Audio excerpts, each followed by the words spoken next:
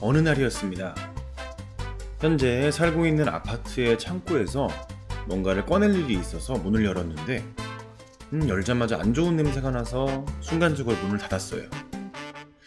그 순간에 그 틈 안에 보였던 것이 무엇이었을까요? 새털과 새똥이었습니다. 뭔가 똥으로 끄적인 느낌? 그 순간에 그 캐치된 그 이미지가 잊혀지질 않았어요. 순간 앉아서 생각을 했습니다. 혹시 창고 안에 새가 살고 있나? 그렇다면 그 새는 어디에서 들어온 걸까? 답은 명확했습니다. 실외기실이었죠. 실외기실에 있는 조그만 창으로 들어온 거예요. 일반적으로 이 블라인드형 창에도 방충망을 설치해야 하지만 저는 아파트를 입주할 당시에 사실 좀 큰 필요성을 느끼지 못했습니다. 그래서 설치를 안 했는데 그 선택이 이런 식으로 저에게 되돌아올 줄은 몰랐어요. 돈을 아끼고 싶었어요. 새 한 마리가 나와 벽 하나를 두고 살고 있다고 생각을 하니까 의식이 됐고요. 신경이 많이 쓰였어요. 그래서 방 안에 가만히 누워있는데 새 특유의 비둘기 같은 그 소리 있잖아요. 구구구 소리가 나는 것을 아마 비둘기가 아닐까 같다는 생각을 했어요. 비둘기가 날아다니는 쥐라고 하던데 그래서 직접 해보기로 마음먹었어요. 마트에 가서 100리터 쓰레기 봉투 2장, 고무장갑 특대형, 긴 바지, 양말, 마스크를 갖춰 쓰고 빗자루를 들고 창고를 진입을 했어요. 혹시나 문을 열었는데 달려들면 큰일 나잖아요. 문을 좀 두드려주고 진입을 했습니다. 여기서 잠시 식사 중이시거나 비위가 약한 분은 안 보셔도 됩니다. 문을 여니 냄새, 그다음 더위, 시각적인 이 충격이 어느 하나 마음에 드는 게 없습니다. 일단 냄새는 닭똥 냄새가 나고요. 더위는 이제 에어컨을 못 켜요. 왜냐면 실외기 안쪽으로 깃털들이 들러붙기 때문에 못 켜고요. 시각적으로 아주 힘들고요. 안에 쌓아둔 제품들의 상태를 보아하니 이거는 버리지 않고는 답이 없는 사이즈입니다. 문을 열고 청소를 시작했습니다. 일단 쓰레기 봉투에 육안으로 판단해서 못 쓸 것 같은 제품들은 모두 담았어요. 실외기실이어서 새똥이 아주 딱딱하게 건조돼서 웬만큼 긁어서는 떨어지지 않습니다. 그 흩날리는 깃털과 먼지를 피하면서 쓰레기 봉투에 조심히 눌러 담았습니다. 다행히 아이스박스 등은 내부 오염이 없어가지고요. 쓰레기장에서 깨끗하게 씻었어요. 물을 아무리 뿌려대도 똥이 떨어지지 않습니다. 손으로 아무리 문질러도 자국이 계속 남아요. 봉투에 눌러 담고 버리고를 수차례 하니까 어느덧 창고의 내부가 보이기 시작합니다. 그런데 창고의 가장 아늑한 부분에 비둘기가 알을 낳아놨네요. 제가 봐도 아늑해 보이긴 하는데 이거 어쩌죠? 버리자니 좀 도리가 아닌 것 같기도 하고 안 버리자니 어떻게 해야 될지 머리가 아픕니다. 일단 청소 중이기 때문에 볕이 적절히 들고 선선한 곳에 옮겨놓고 청소합니다. 에어컨 실외기의 뒤편은 뒷공기를 앞으로 끌어서 내보내는 구조죠. 실외기 뒤쪽의 깃털로 난리가 났습니다. 젓가락으로 하나하나 떼다가 너무 비효율적이라는 생각이 들어서 테이프로도 좀 떼어보고요. 빗자루로 툭툭 쳐서 떼어냈습니다.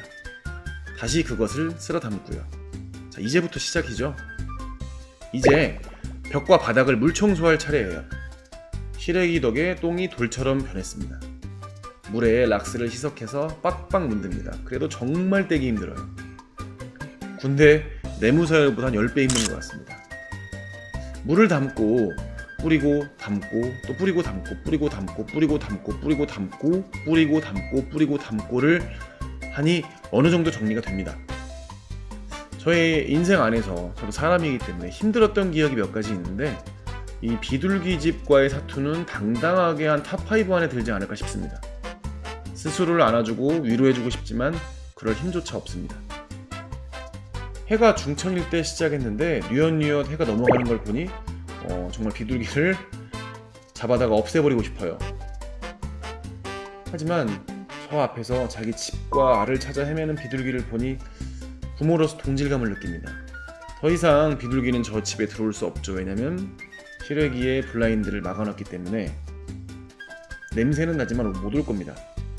제가 미안한 감정은 드는데 별로 미안해야 할 일은 아닌 것 같기도 하고요. 제가 비둘기에게 이런 감정을 느낄 것이라고는 저는 생각하지 못했어요. 저희 집 위아래 그리고 저희 집을 계속 왔다 갔다 합니다. 알을 주는 게 맞는 것 같은데 딱히 방법을 모르겠어요. 1층 아파트 정원에 두자니 쥐와 고양이가 당연히 걱정되고요. 고심 끝에 방법을 마련했습니다. 알을 품을 수 있는 공간을 간단하게 만들어서 공간을 구성해서 베란다 쪽에 걸어주기로 했어요. 키울 생각은 없지만 비둘기가 알을 품고 날아갈 수 있을까라는 의심이 들어서 일단은 좀 쉘터 비슷하게 마련해주고 싶었습니다. 딸아이가 어린이집에서 만들어온 타요 종이박스를 붙여서 테이프로 짱짱하게 붙여가지고 베란다에 걸어주려 합니다. 오후 6시쯤 설치했는데 다음날 아침 보니 별다른 흔적은 없네요. 알은 그대로 있는데 알을 못 본 건지 알을 여기서 품으려고 마음을 먹은 건지. 하지만 박스에서 닭똥 냄새 비슷한 게 나요. 그래서 다녀간 것 같긴 합니다. 이 사태를 겪고 나서 현장을 방문했어요. 마침 골조가 마지막 단계에 접해서 이제는 외형적으로 봤을 때 다락 부분을 말고는 전체적인 틀이 잡힙니다. 벽체도 어느 정도 세워졌고요. 이제 내부 공간에 대한 부분도 생각을 해야 될 것 같습니다. 이제 창호 공사에 바로 들어가요.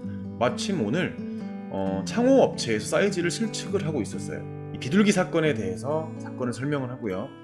방충망의 필요성에 대한 의견을 전달했습니다. 특히 짓고 있는 집은 실외기가 외부로 설치되어 있어요. 그래서 외부로 설치되어 있다면 새들이 날아와서 뭔가 둥지를 틀 수 있는 아주 좋은 환경이겠죠. 비도 피할 수 있고요. 햇볕도 피할 수 있기 때문에 이 부분에 대해서 천천히 고민을 해봐야겠습니다. 사실 자연과 같이 살아가야 되는데 힘들다라는 생각이 들어서 집을 시공하면서 그런 우려를 좀 불식을 시키려고 노력을 해야겠습니다. 시청해 주셔서 감사하고요. 다음 영상 기대해 주시면 감사하겠습니다. 감사합니다.